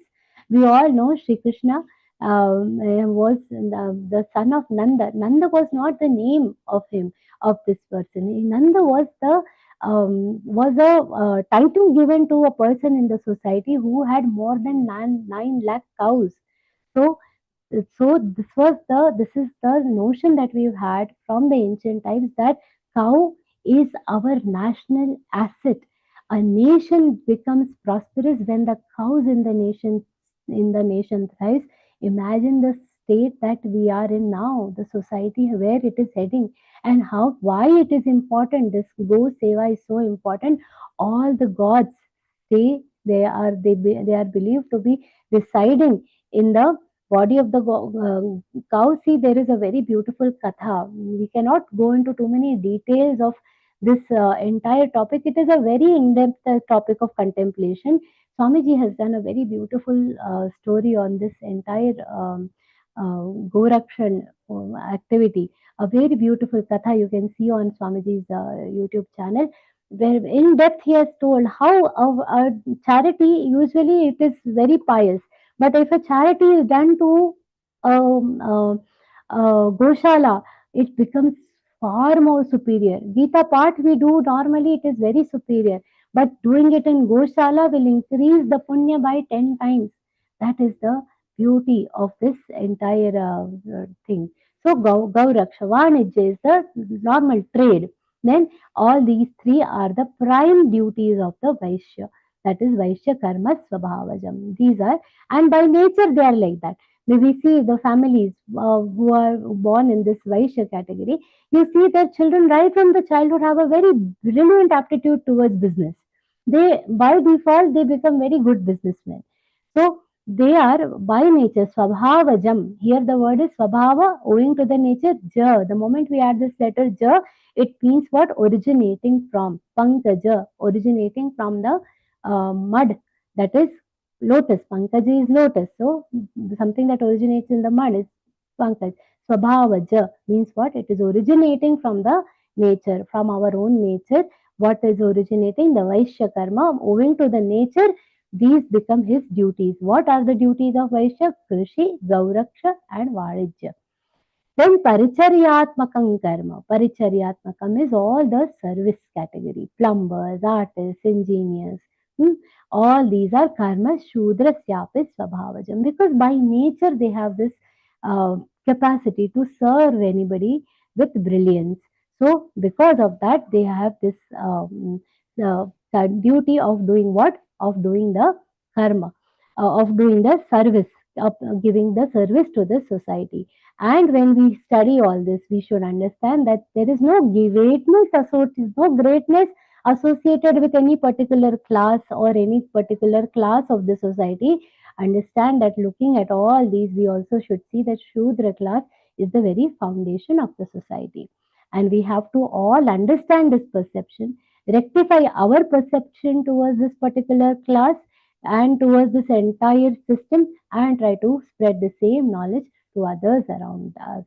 And further, Sri Krishna explains about how by continuing in this direction, doing your duties properly, keeping all these parameters about karma. How has this entire topic started? I would like to just remind you.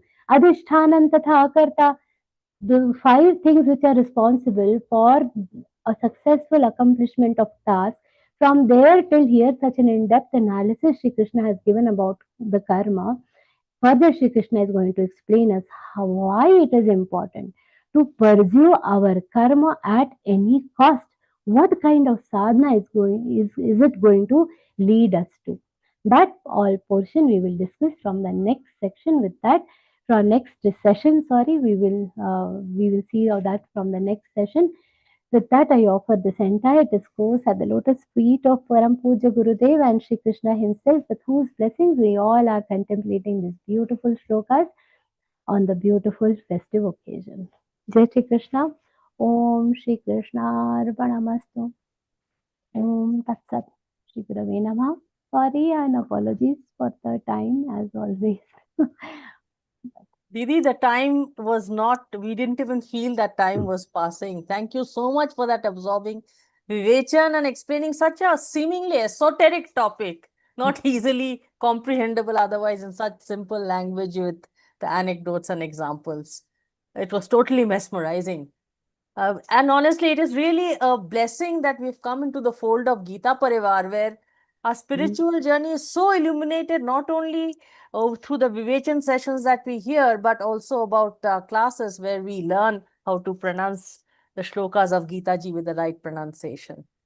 And this is our time, dear sadhaks, where we can bring our friends and families to this wonderful spiritual journey, because our next L1 class starts on the 5th of September, and would request you to please spread the word amongst all your communities in India and abroad. Also, tomorrow at 8:30 p.m., that is the 10th of August at 8:30 p.m., we have the Aao Geeta Sevi Bane program in Telugu, Kannada, and Bangla. You can join these sessions and join hands with thousands of sevis and give your selfless seva to Bhagwan through the various activities that will be described in this session.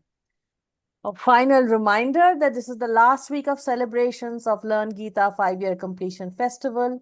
Let us all enthusiastically organize, participate, and make others participate in celebrating this milestone event. Details are available at FIVE, which is 5.learngeeta.com. We now request to please raise their hand. We request sadhaks to please raise their hands, and if possible, switch on their video cameras to ask questions to Shraddha ji. I think I can already see Prashant Srivastava ji. Please unmute yourself and you can ask your question. Thank you, Didi. Very vivid description of the slokas. I just want to thank you also, because 1.5 years back, I was in a great trouble. And I was crying, and you just consoled me, and 10 minutes you explained, and I just could get through. And what you said is coming true now. So my question is not related to that. My just thought is that regarding cow protection, every city has so many cows on the roads. So there should be some thought process, at least in current government's states. There should be some area earmarked for cows to protect them, as well as from accidents. So I don't know. I cannot comment on government, because I am one person who also feels government is not the only one who can do everything.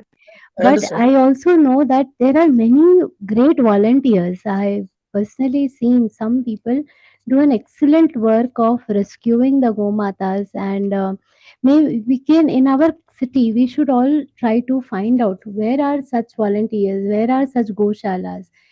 Try to, as Sanatanis, we should try to make an effort at least to make a list of where all even in our city, within the city, where all there are Goshalas, where if we see such a situation, we can at least inform somebody that, come to the rescue.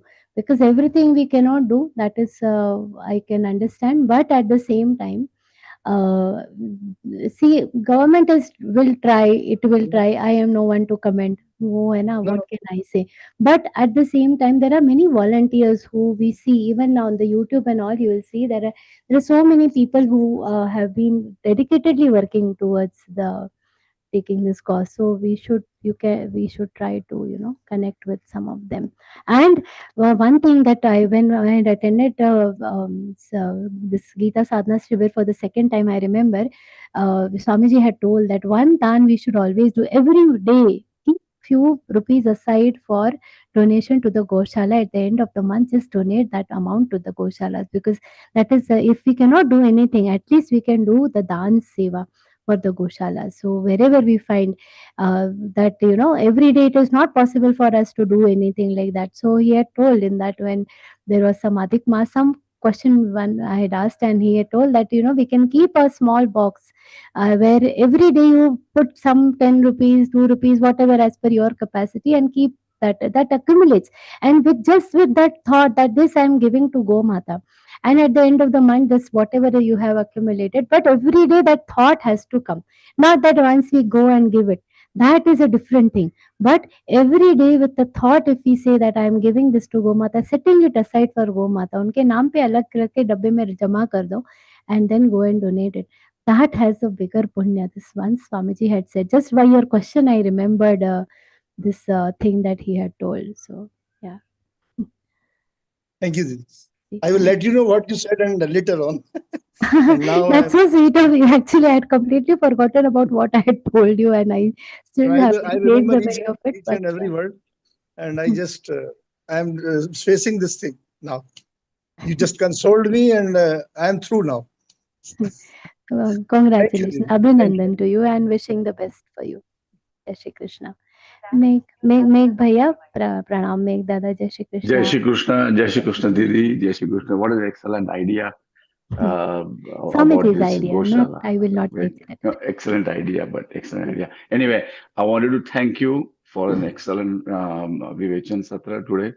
It is not easy to explain in English, but your easy examples and easy language and absolutely soothing voice is helping us to get All through all Swamiji's these things. kripa, मेरा कुछ है ही नहीं उसमें. Hamara bhagya hai is like feeling like and taking an amrut shower, when listening to these things is excellent. My question is, you referred some Sanskrit book in the beginning. It is the Sanskrit non-translatables. Swamiji, That's a book name. It is the name of the book. I have read that book also. Very Sanskrit non-translatable. Okay. You should not deviate from the topic here, I know, but because Swamiji also recommends that book, that's why I didn't hesitate to say it is by Rajiv Malhotra, and I have personally read that book. Beautiful, very, very powerful book. Okay. That's what I wanted to say. Jai Shri Krishna. Jai Shri Krishna. Jai Shri Krishna.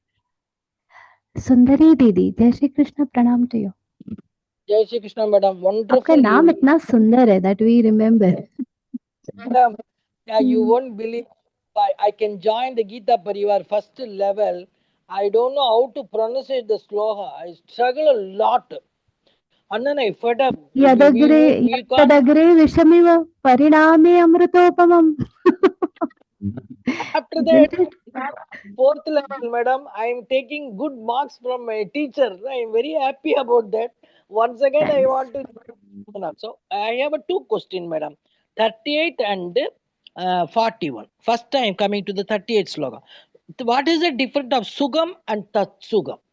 I want to know that, ma'am. Sugam, Tatsugam. Pariname Vishamiva Tatsugam. What is the difference? Tatsugam means not Sugama. What is that? No, Tat means that. That Sukh. Tatsukham means that Sukh. That's, I like that. Okay, I thought that confused, madam. And then 41, madam.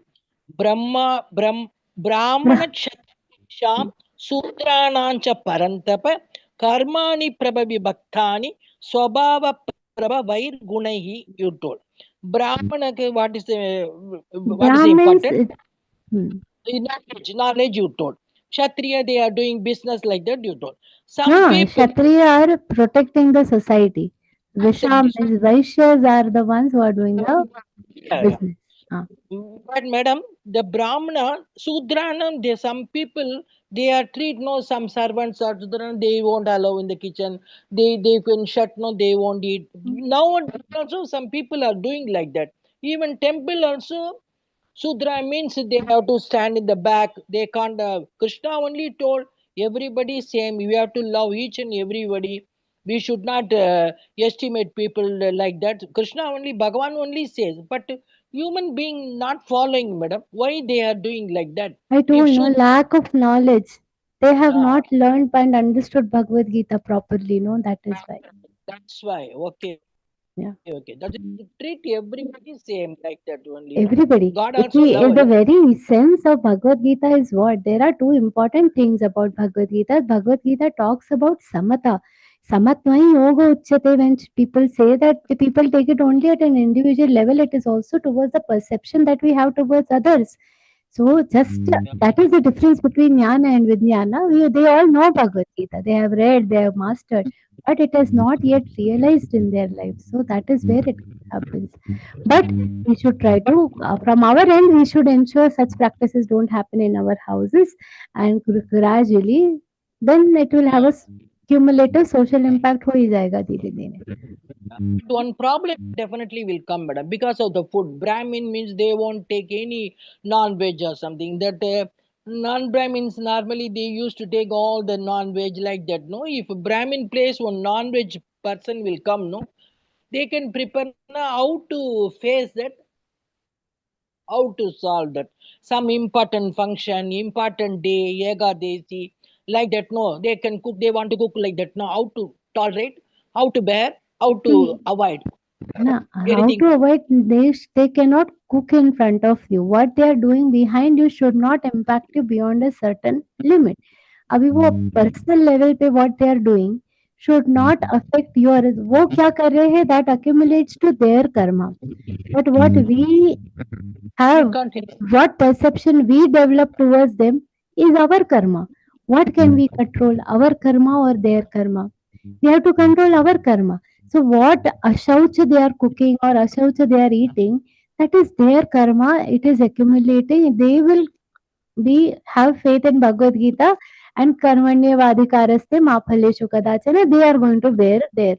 But when we develop a perception, ye to neech hai, ye to, if we develop that perception, our antarbahya shuchata goes, and then our karma also gets spoiled. So we have to ensure that our mind remains clean towards everything. बाकी उनका वो जाने.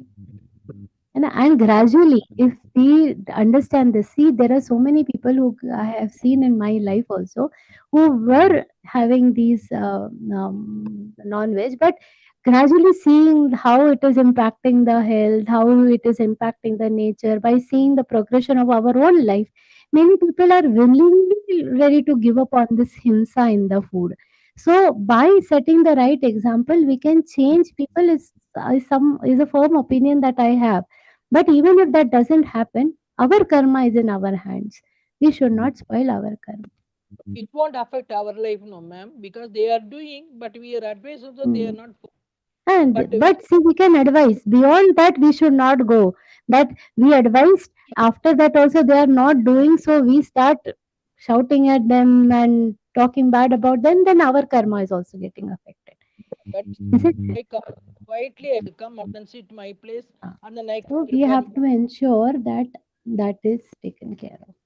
Right? that is nothing will happen, no. For our life, nothing will happen, no, ma'am. No, as long as we remain, we keep that antarbahya shuddhata. We remain, our mind remains good towards everybody.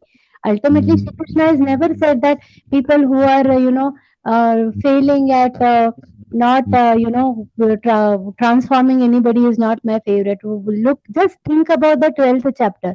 What he has said, Adreshta, the first thing he has said about who is my favorite, Adreshta Sarvabhutanam. The one who has no dwesh towards anybody, that is my favorite. The first quality Shri Krishna mentions. If we start having dwesh towards anybody who is having some bad habits, we fail at the very first step. First test में fail हो जाते हैं हम लोग. आगे का तो फिर रह गया. And I remember the 12th chapter where he starts telling, who is my favorite bhakta? First trait comes as Adreshta. Anyway, thank you so much, ma'am. God bless. Jai Shri Krishna. Thank you. Jai Shri Krishna. Surendra Bhaiya, pranam to you. Jai Shri Krishna, pranam to you also. Madam Ji was not related to this Vivechan, but I have one question. What is Guhya, Guhyatama and Guhyatara? It is not related to this Vivechan, but it will definitely be related to the last session of this chapter. Because, we will be seeing this gradually, but just for the sake of completion, Guhya, the normal, by the normal levels, what people, everybody knows. If you see where these words are coming, in which chapters in this Śrīmad-Bhagavadgītā, you will see that which concept comes under Guhya, which comes under Guhyatama and Guhyatara. And towards the end of the sixth part of this chapter's Vivechan, we will be looking at all these three parameters. It's definitely a part of this chapter. Yes, We Jai will Shri Krishna. see, yeah, we will see it in the last part. Jai Shri Krishna, Maya Pranam. We are done, Ruby Didi. Yes, looks like still now, if anyone has any questions, please raise your hand. Looks like no, Didi, we will proceed. Thank you again so much, Didi, for that very absorbing Vivechan session. On behalf of Geeta Pariwar, I take this opportunity to thank each one of you for attending this session today, and look forward to having you back next week for another enlightening Vivechan. So, sincere thanks to Kailash Boravakeji, our tech star for today. Thanks to all the technical and back-end team for the relentless effort in making the session a great success. We now offer our prayers at the lotus feet of Bhagwan, and for that we have Rajkumar Bajajji from Khamgaon, Maharashtra. Rajkumar ji joined Geeta Pariwar in January 2024 and provides seva as a core trainer, technical assistant, and group coordinator. Rajkumar ji, request you to please proceed with reciting the prayer on our behalf. जय Shri Krishna Jai Shri Krishna. योगेशं सच्चिदानन्दं वासुदेवं व्रजप्रियं धर्मसंस्थापकं वीरं कृष्णं वन्दे जगद्गुरुं श्रीकृष्णं वन्दे जगद्गुरुं जय Shri Krishna to all Jai Shri Krishna. Thank you so much, Rajkumar ji. We will now conclude the session with chanting of the Hanuman Chalisa. Please come back next week for another enlightening Vivechan session. Jai Shri Krishna.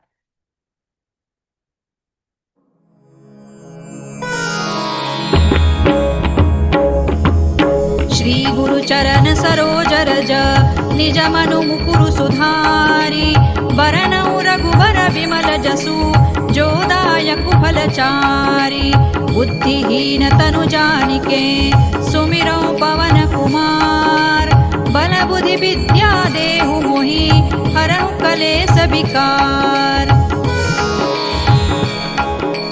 जय हनुमान ज्ञान गुण सागर जय कपीसतिहु लोक उजागर रामदूत अतुलित बल धामा अंजनी पुत्र पवन सुत नामा महावीर विक्रम बजरंगी कुमति निवार सुमति के संगी कंचन बरन विराज सुबेसा कानन कुंडल कुंचित केसा हाथ वज्र और ध्वजा विराजे कांधे मूज जनेऊ साजे शंकर सुवन केसरी नंदन तेज प्रताप महाजगवंदन विद्यावान गुणी अति चातुर राम काज करिबे को आतुर प्रभु चरित्र सुनिबे को रसिया राम लखन सीता मन बसिया सूक्ष्म रूप धरि सियहि दिखावा विकट रूप धरि लंक जरावा भीम रूप धरि असुर संहारे रामचंद्र के काज संवारे लाय सजीवन लखन जियाए श्री रघुबीर हरषि उर लाए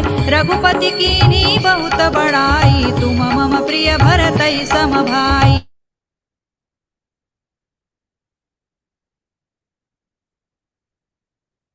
ब्रह्मादि मुनीसा नारद सारद सहित अहिसा जम कुबेर दिक्पाल जहाते कवि कोविद कहि सकै कहाते तुम उपकार सुग्रीवहि कीन्हा राम मिलाय राजपद दीन्हा तुम्हरो मंत्र विभीषण माना लंकेश्वर भय सब जग जाना जुग सहस्र जो जन पर भानु लील्यो ताहि मधुर फल जानू प्रभु मुद्रिका मेलि मुख माही जलधि लांघि गए अचरज नाही दुर्गम काज जगत के जेते सुगम अनुग्रह तुम्हरे तेते राम दुआरे तुम रखवारे होत न आज्ञा बिनु पैसारे सब सुख लहै तुम्हारी सरना तुम रक्षक काहू को डरना आपन तेज संहारो आपे तीनों लोक हांकते कांपे भूत पिशाच निकट नहीं आवे महावीर जब नाम सुनावे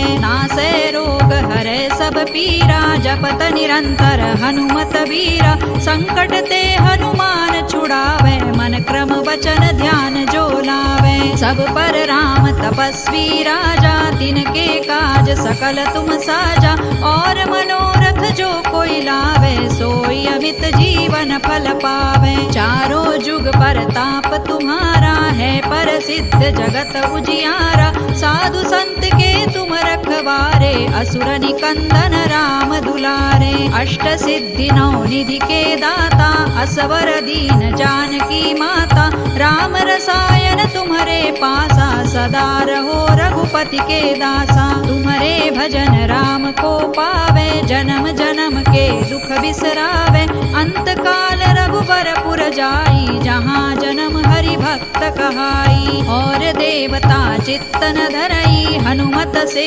सर्व सुख करई संकट कटे मिटे सब पीरा जो सुमिरे हनुमत बलबीरा जय जय जय हनुमान गोसाई कृपा करहु गुरुदेव की नाई जो सत बार पाठ कर कोई छूट ही बंदी महासुख होई जो यह पढ़े हनुमान चालीसा होय सिद्धि साखी गौरीसा तुलसीदास सदा हरि चेरा की जय नाथ हृदय महडेरा पवन तनय संकट हरना मंगल मूर्ति रूप राम लखन सीता सहित हृदय बसहु सुर भूप सियावर रामचंद्र की जय पवन सुत हनुमान की जय उमापति महादेव की जय जय Shri Krishna Thank you for your presence.